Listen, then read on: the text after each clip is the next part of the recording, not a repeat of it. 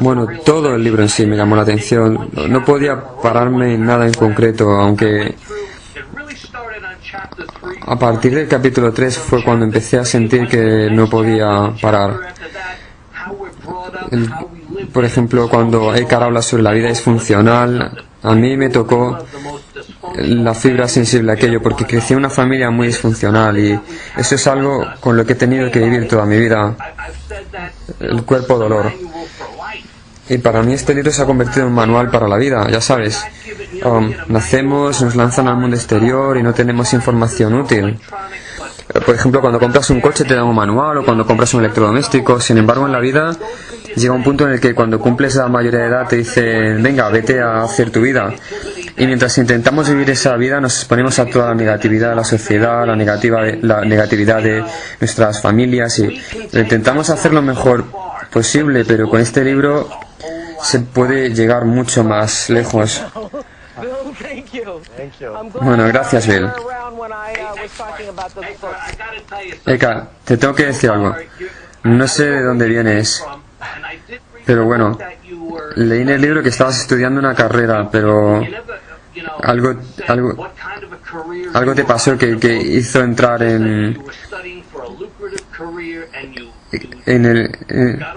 que algo te pasó que te hizo entrar en el camino de lo espiritual. Y la verdad es que, amigo mío, necesitamos más gente como tú.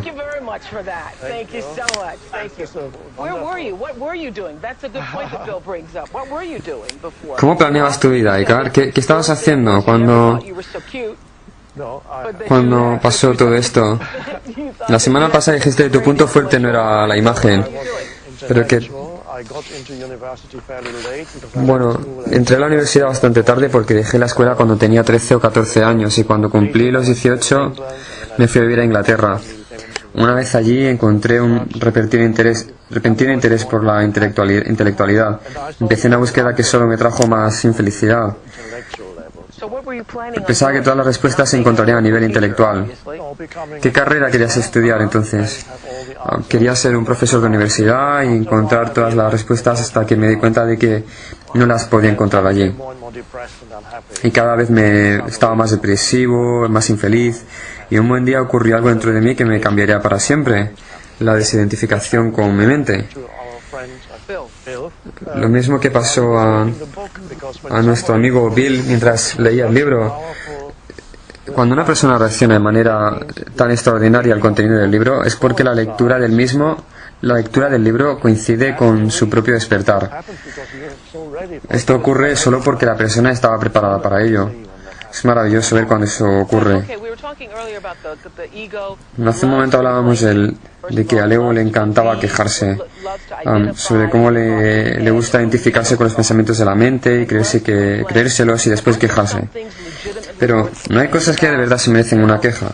Por ejemplo, todo el mundo que haya estado de obras en su casa sabe perfectamente que una cosa es lo que te dice la empresa de construcción y otra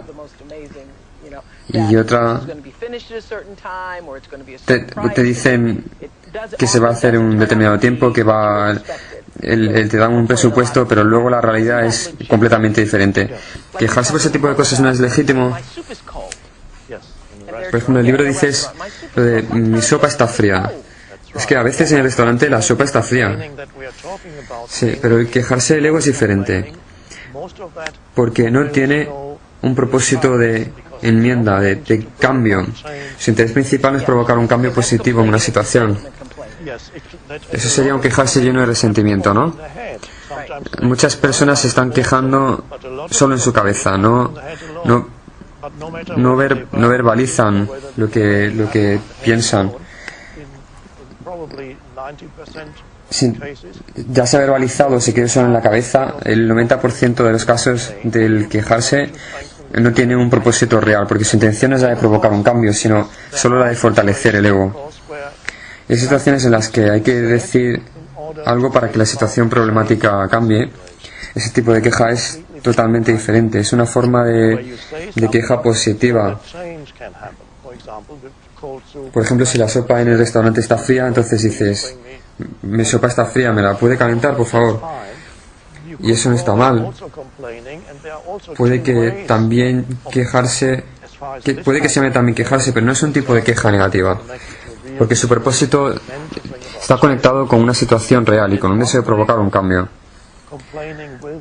También se podría decir, también se podría quejar uno desde la perspectiva del ego en esa misma situación, por ejemplo, intentando encontrar un culpable. Ahí sería cuando el elemento personal entraría en escena y se llenaría de negatividad. Para el momento en que uno se enfada, si te lo tomas como algo personal, intentas encontrar un culpable, es como que quieres convertir a la otra persona en tu enemigo. Eso ocurre cuando te quejas de esa manera, si el albañil, ya sea con un albañil en tu casa o con cualquier otra situación. Siempre puedes encontrar una manera de expresar sin negatividad aquello que te gustaría que fuera corregido. Sin la negatividad que fluye por la queja cuando ésta viene del ego. Si lo haces así, cualquier cosa que quieras cambiar tiene muchas más posibilidades de éxito que si lo haces con negatividad. Lo negativo provoca una reacción, un conflicto.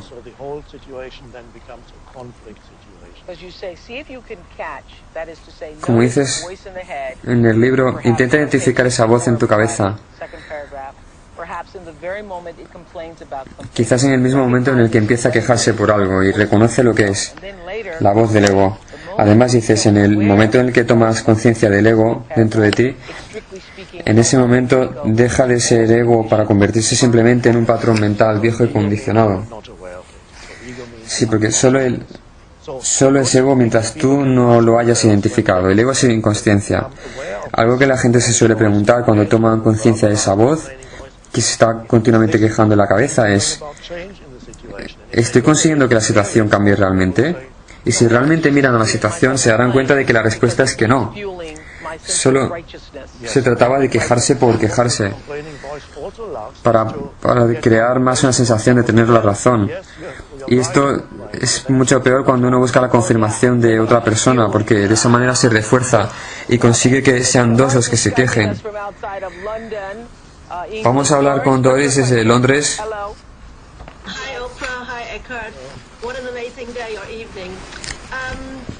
Qué día tan increíble está siendo el de esta clase.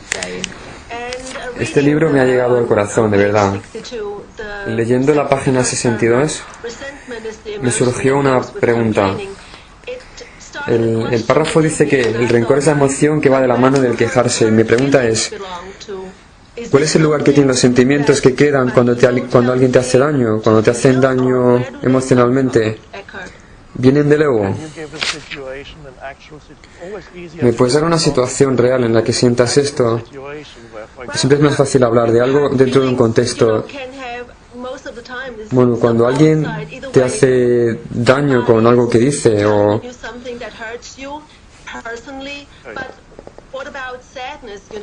por ejemplo también la tristeza que se deriva de una ruptura cuando alguien te hace daño. Esos sentimientos pueden venir de diferentes fuentes. ¿De dónde vienen? ¿Cuánto tienen que ver con el ego? Bueno, pongamos por ejemplo que alguien te critica y te sientes herida. Tal vez porque te sientes apegada a algo que estabas haciendo y que te critiquen, eso logra conseguir que te sientas herida. Ahora, mira bien. Bueno, lo primero es, no puedes decir, no debería estar sintiendo eso, pero obsérvalo y di qué parte de mí se siente herida, porque es el ego el que se siente herido.